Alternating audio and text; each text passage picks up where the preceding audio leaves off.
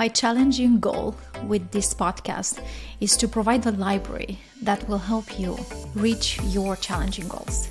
I want to bring guests with inspirational stories to help you take that first step towards your goal. All I'm asking is to please subscribe to this channel. It helps more than you can ever imagine. Thank you. Alfons, welcome to Journey to Point B. I'm very excited to have you here. Thank you.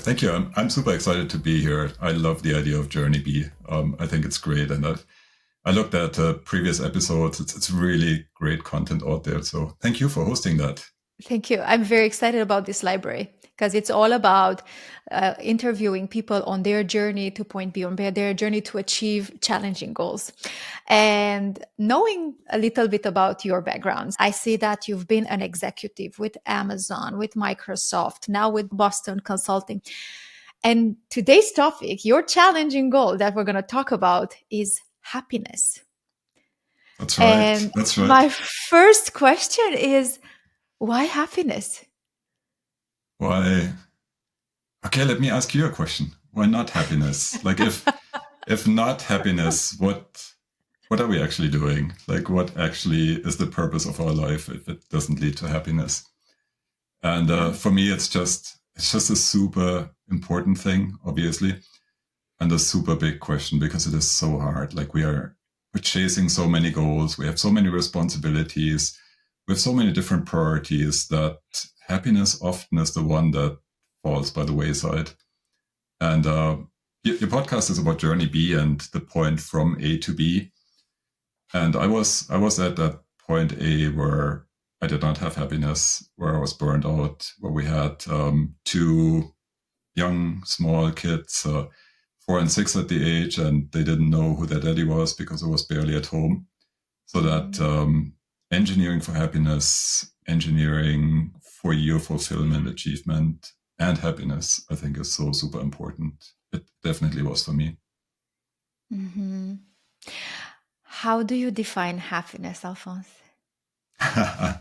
It's very personal. It is very, very personal.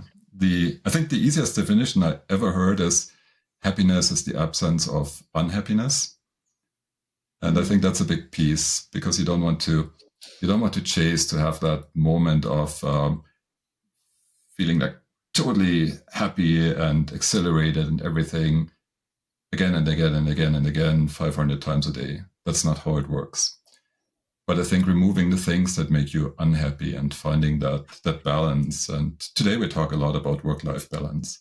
So finding that balance, removing the things that make you unhappy and trying to align as much as you can with the things that you value. And for me, that's priorities and values. And if I can align my life with those priorities and values, then I tend to not be unhappy, which makes me very happy.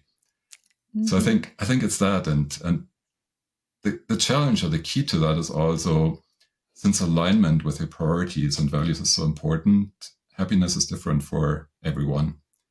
And it was also different in different stages in your life.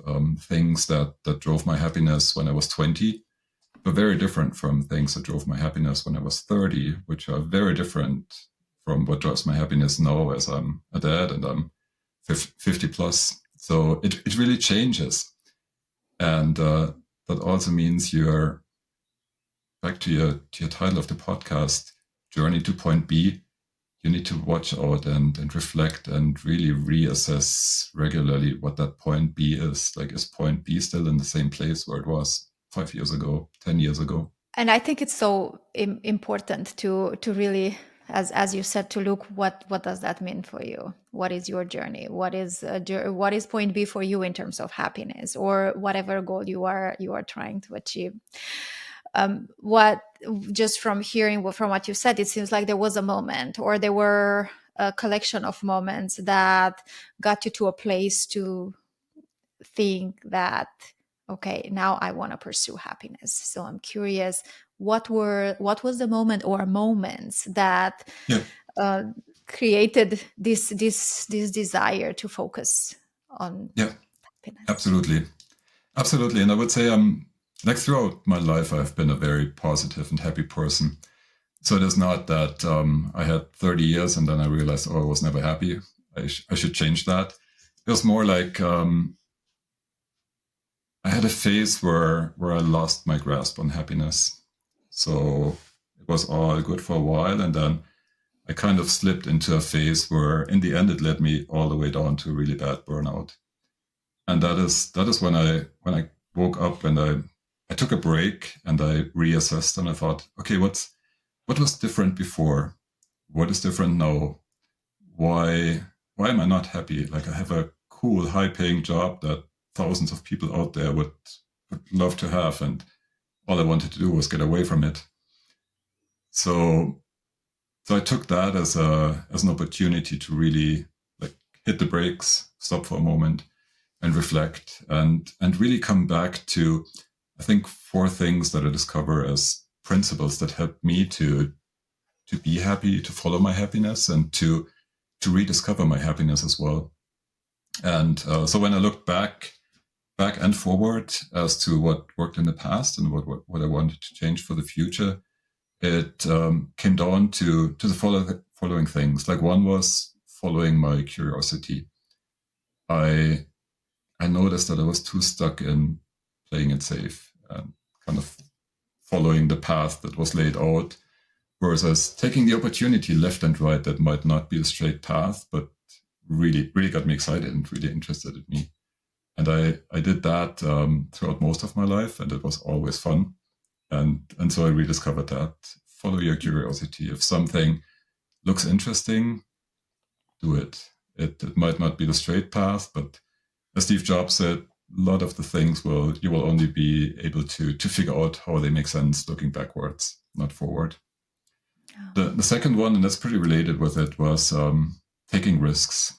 I also noticed that I was playing it too safe. And that's usually not good. Like, I was always best and always had the most fun when I took risks, when I was willing to lose it all, but put myself fully in. So taking risks, putting myself fully in, and being willing to lose it all and just do something else if it doesn't work. But then also, I talked about priorities and values before, and those two were super, or are super critical for me. One is knowing my priorities, and I was in big misalignment with my priorities when I was in that burnout. And my priorities are very, very simple and clear and straightforward. It's number 1 is health, because if you're not healthy, you cannot do anything else. It's just the basis. Number 2 is family. It's the only thing that will stick with you post-retirement, post to the end of your life. Number 3 is impact. That gets me up in the morning, that excites me, that drives me, having an impact, and that can be on a global level or just locally in the community. It doesn't actually matter for me. It's just having that impact.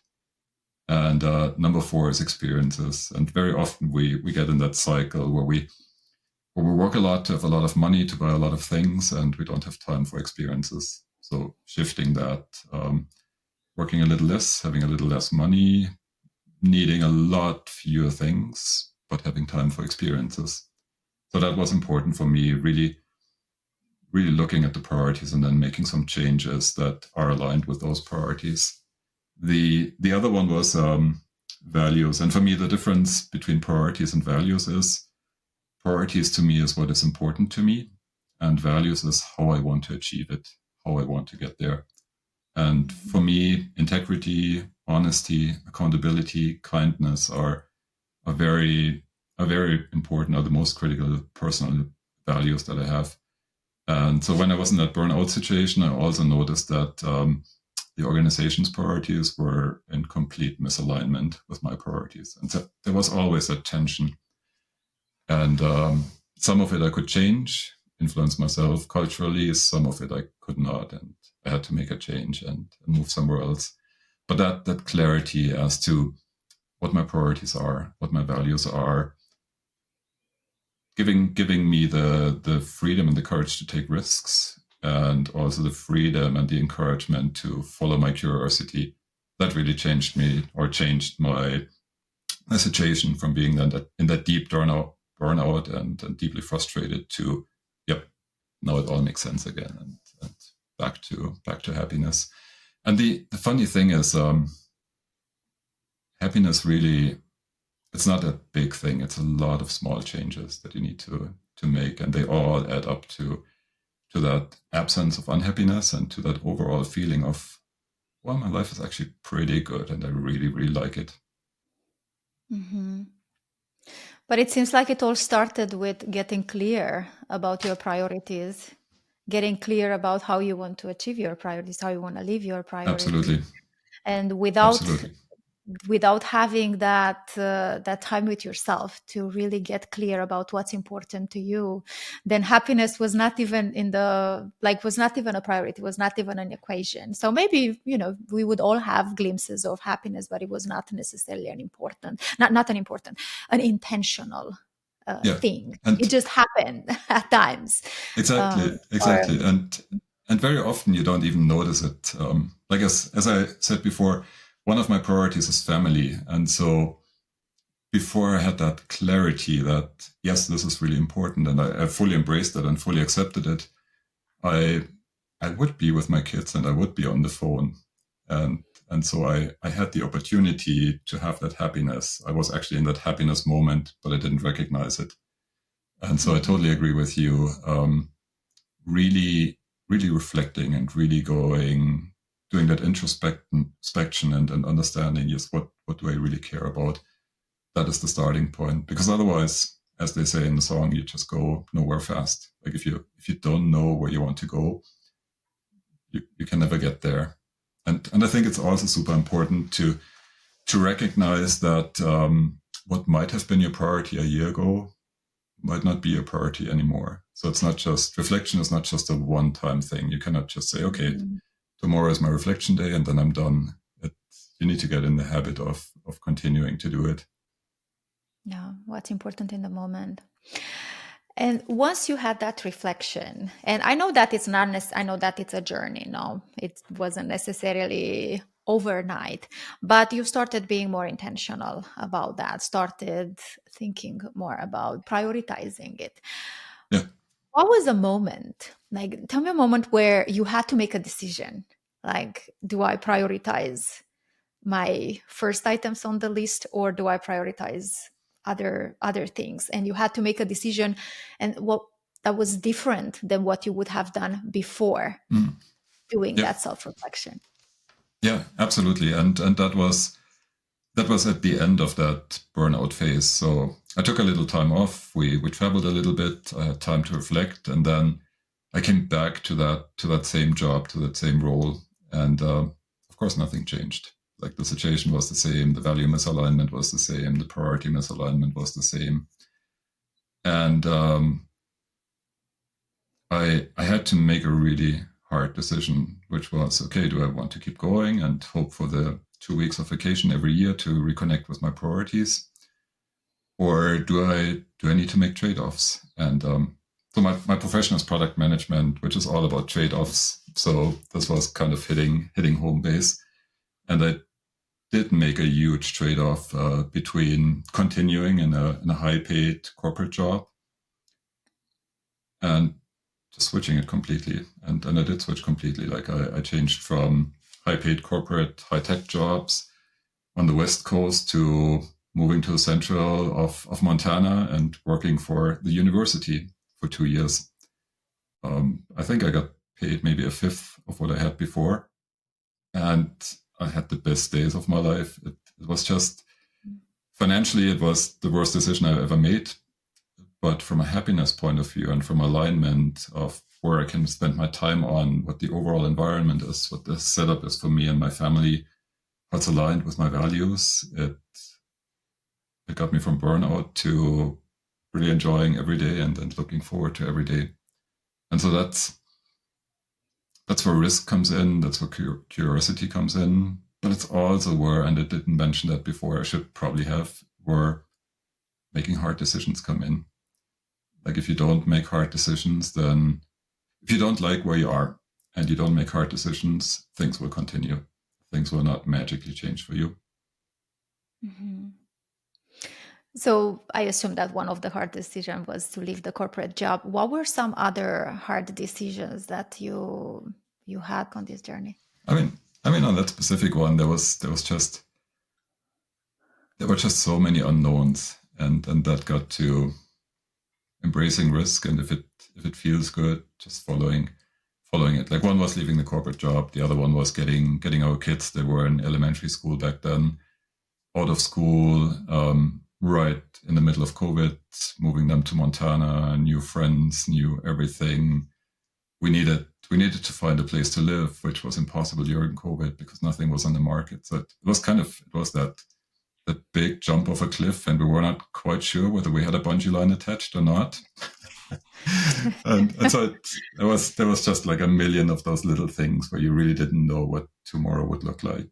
But had we not done it, it's funny. Like, my daughter came to me a few days ago. She's 14 now, and she said, "Daddy, I'm so happy that we're in Bozeman now. We live in Bozeman, Montana. I'm so happy that you're working here now, because I feel like we spend every day together, and we spend time together, and we did never see you other than the weekends before."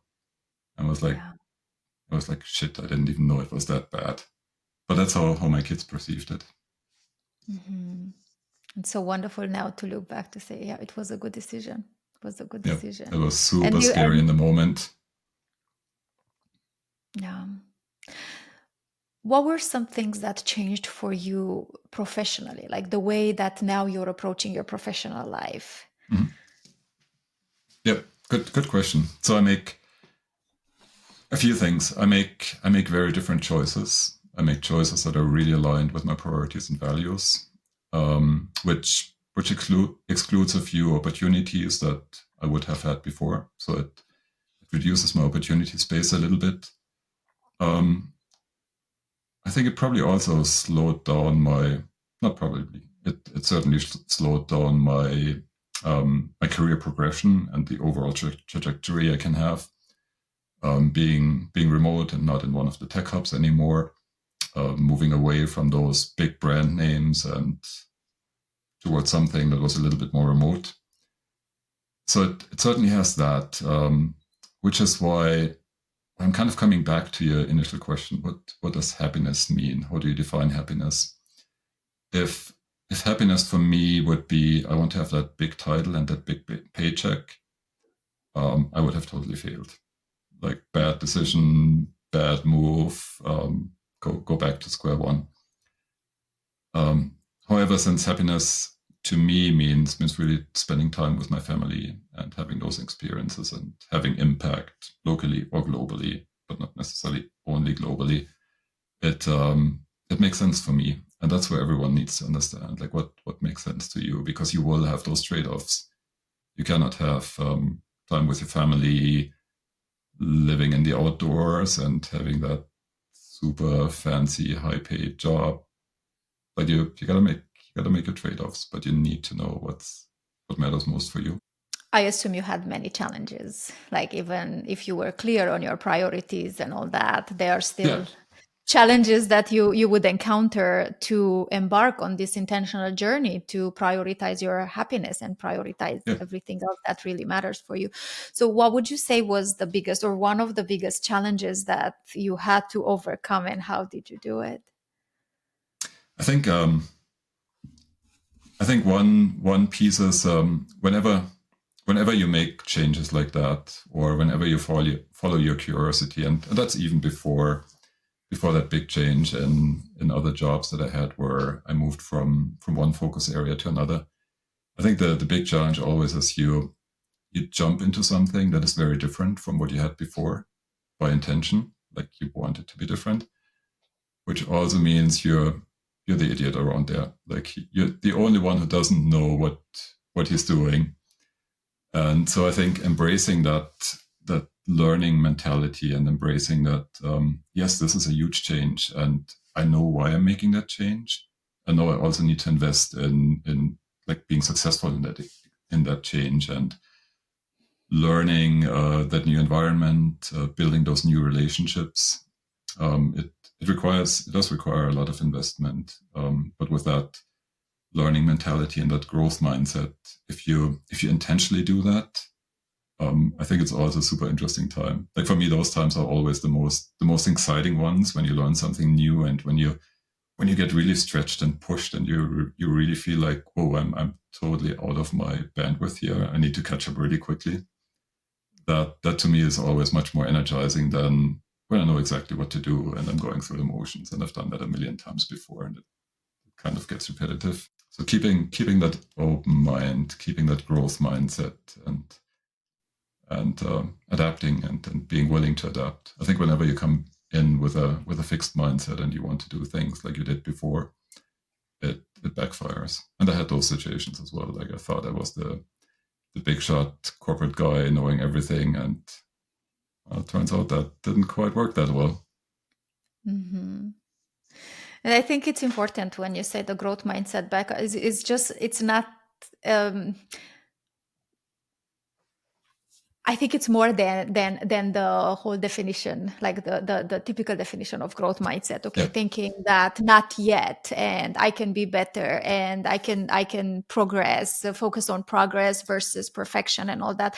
But I think in this situation, the growth mindset, it's also the idea that like there is always a turn back. Like you can come back, you can adapt, you can pivot. It's not set in stone. It's not like moving to Montana. It's not that it's this is once in a like once up one decision that would change all. It's adapting, changing, thinking absolutely.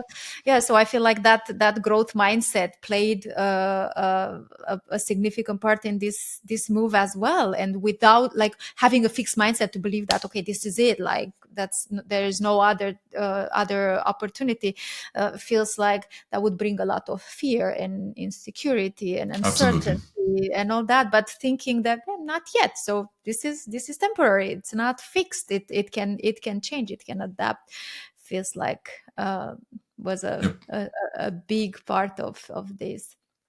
Absolutely. Also that mindset that you just described would set you on that path where you're like, okay, I studied physics when I was in university. I majored in physics, so had I had that mindset, that would be the only path for me that's open. Like you gotta be, I don't know, a scientist or whatever, stay in that field.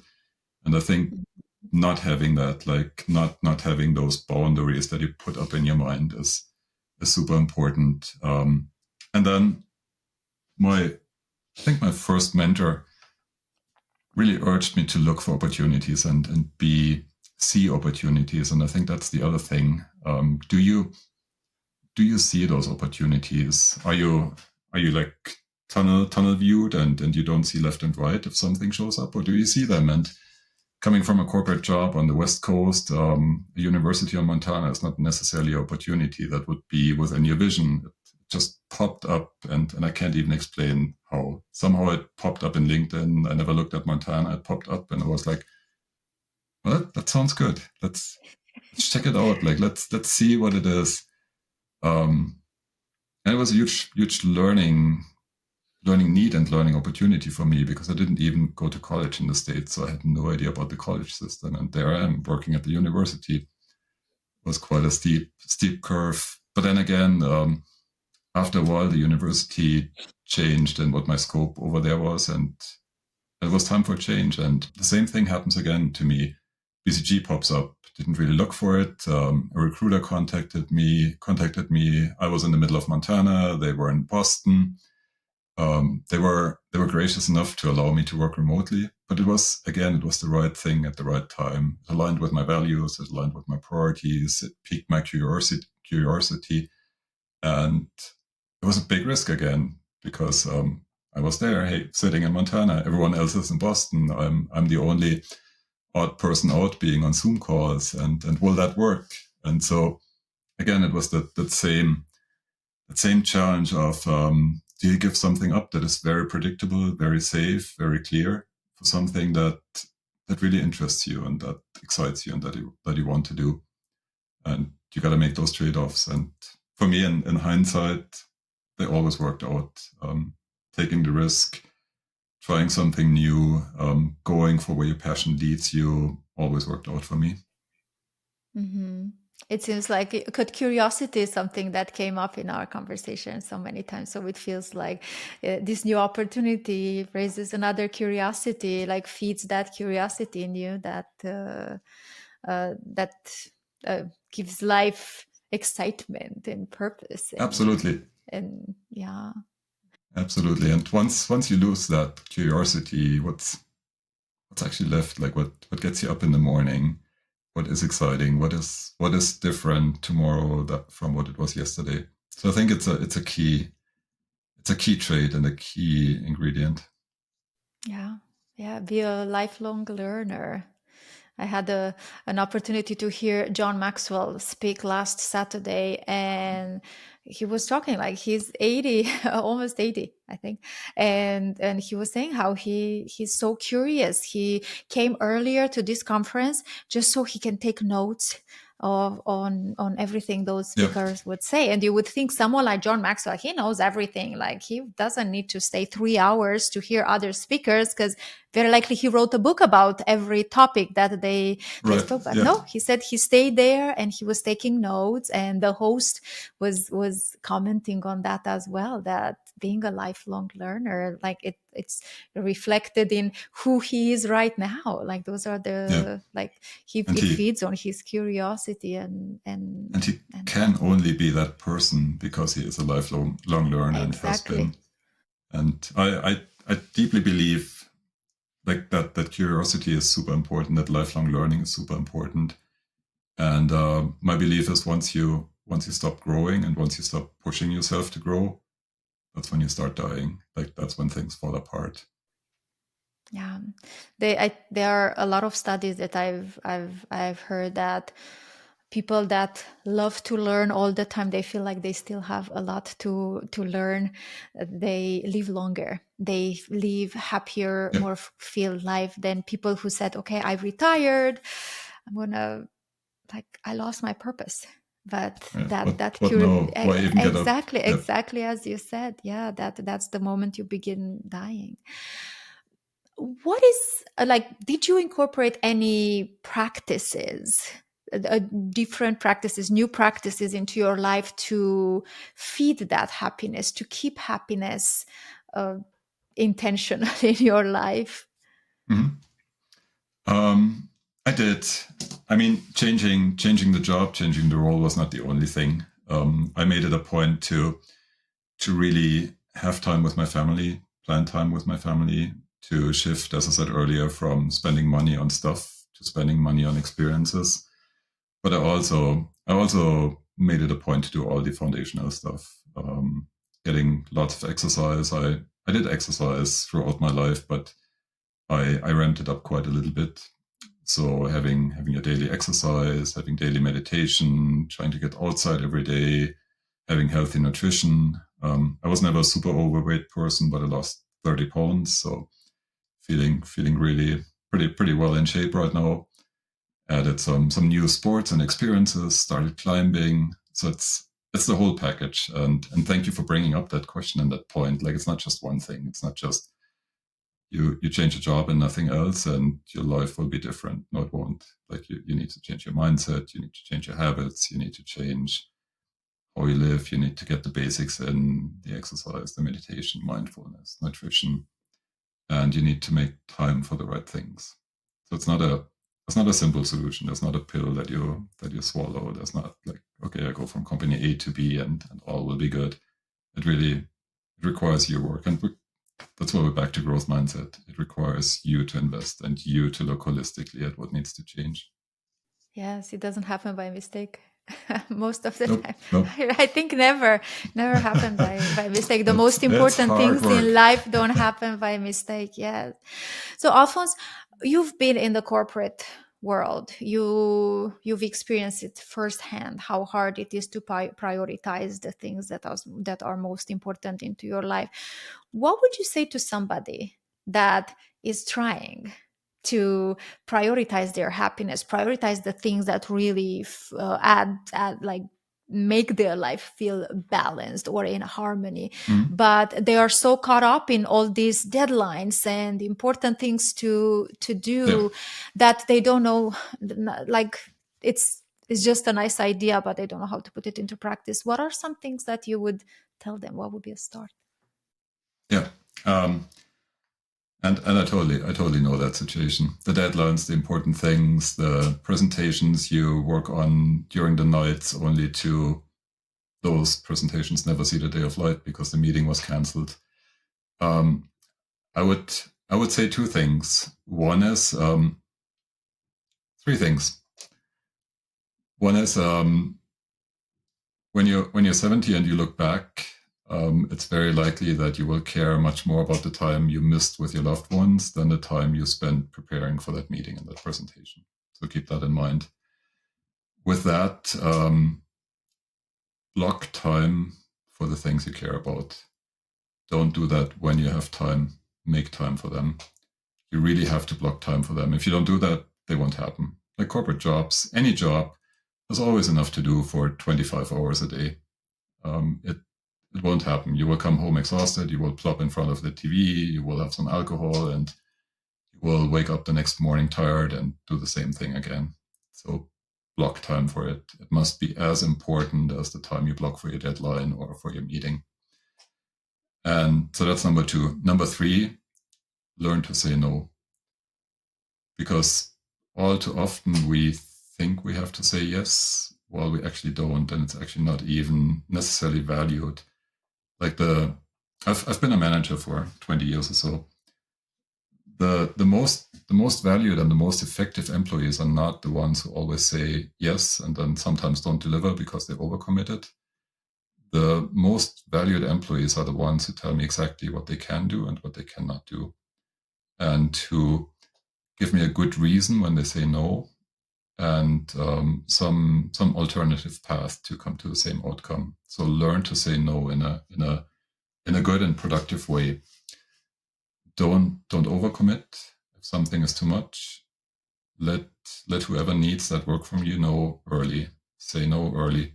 Tell them why you cannot do it. What else is of higher priority right now that needs to be done. If possible, tell them another way to achieve the same goal. Like it's not necessarily always the task; it's the outcome. Learn to say no in a good and productive way, and be aware that if you have a 10-hour day, you're doing crappy work. So really commit to the things you can do while your brain is fresh, and then take the time to re-energize. I had that often enough early in my career where I had 10 or 12-hour days, and I worked into the night only to come back in the next morning and say, oh man, I totally screwed that up. I have to do it again because I've made so many mistakes.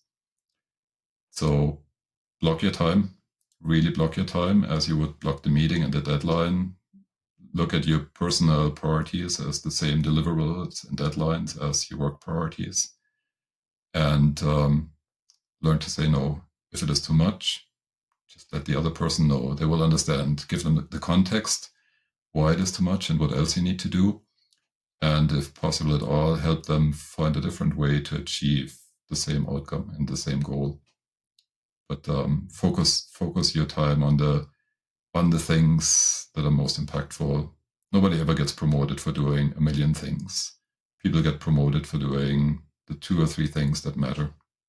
Yeah, getting results. Yep. Not for being busy. I like what you said, say no in style, because we all hear the idea, oh, just learn how to say no, learn how to say no.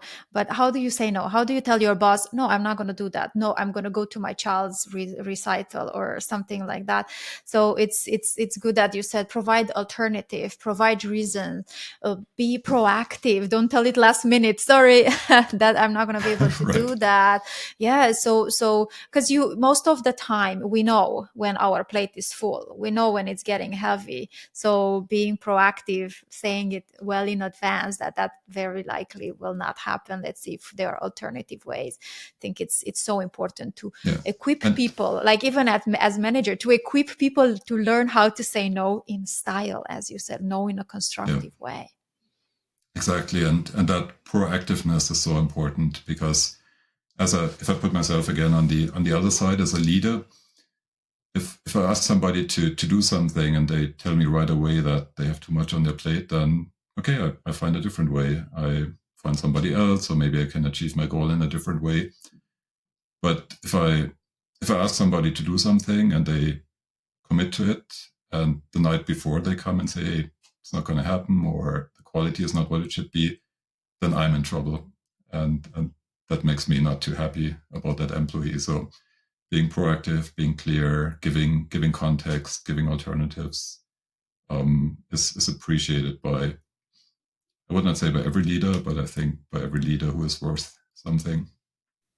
I would say that by true leaders, because I think it's what it's important to learn is that through saying no to saying my plate is full, we also educate, because often our leaders are not aware that our plate is full. We are aware, but it's not necessary that everybody is aware. So it's a way to educate that, to say, hey, I cannot. And the leader often would say, I was not aware. Let me see what else is on your plate. So it's even an opportunity to start a discussion. Absolutely. And as a leader, you're often too removed from the details. So if I tell a team member to do A, B, C, and D, and they're like, yep, got it. And probably they have space for E and F as well. Like, I don't know. I don't know how much time it takes them. Exactly. And only the person with the deliverable really knows or has the best idea. Exactly. I'm so grateful about this conversation, and I want to thank you for coming here, share vulnerability, and talking about a topic that is so important, and that creates balance, harmony in our life, because we're not all about profession and accomplishment. We're also about mindfulness, and we need to take care of the other nurturing part of us. I started a new tradition on this podcast where I ask the last guest to recommend a book for the next guest. So I'm curious, what is a book that you typically tend to recommend to people that you would like to talk about or recommend in this podcast? Yeah. Well, it always depends on the situation and what the person is looking for. But since we started off this podcast with happiness and how to get to a place of happiness, a book I read when I had that burnout period was this one, Solve for Happy. And Smo. I'm not going to pronounce the name. I will not do justice. But it's a book that really helped me a lot, because to me also happiness, your question at the beginning, the definition of happiness was very ambiguous to me. Like what does it actually mean? Do I need to run around smiling the whole time? What does happiness mean? And I think it opened a lot of insights for me as to what it actually means and how to get there. So I highly recommend it to everyone, whether they're in a burnout place or in a happy place. I think it's a good book to read and think about and reflect as to what it means to you. Have that book on my list, because I've heard him speak on a podcast about his journey to happiness. Perfect. So wonderful. I'm so glad that this book came up in this podcast. So Alfons, for anyone that is curious about what you're doing and they might want to connect with you, what would be the best way for them to do so? Yeah, I think the best way is LinkedIn. That's kind of that constant in my life. I'm always reachable at LinkedIn. Can send me a message. I connected my Calendly to it if you want to just chat about something for 30 minutes. Happy for anyone who has questions or ideas or suggestions for me to just chat about them. Wonderful. Thank you so much. And I will add that into the show description. Thank you for this conversation again. My encouragement for everyone is be happy, prioritize your happiness, prioritize not being unhappy, learn from other people's experience, and know that it's possible. That it's possible even if you have the big corporate job, even if you do not, even if you're striving for that, being intentional about that can really impact your happiness. So thank you so much. Thank you. Thank you so much for having me. My pleasure. I hope this episode gave you some inspiration for reaching your goals. If you found it useful, please hit the subscribe button. This will help me bring you more inspirational stories to support your own journey to point B. Thank you.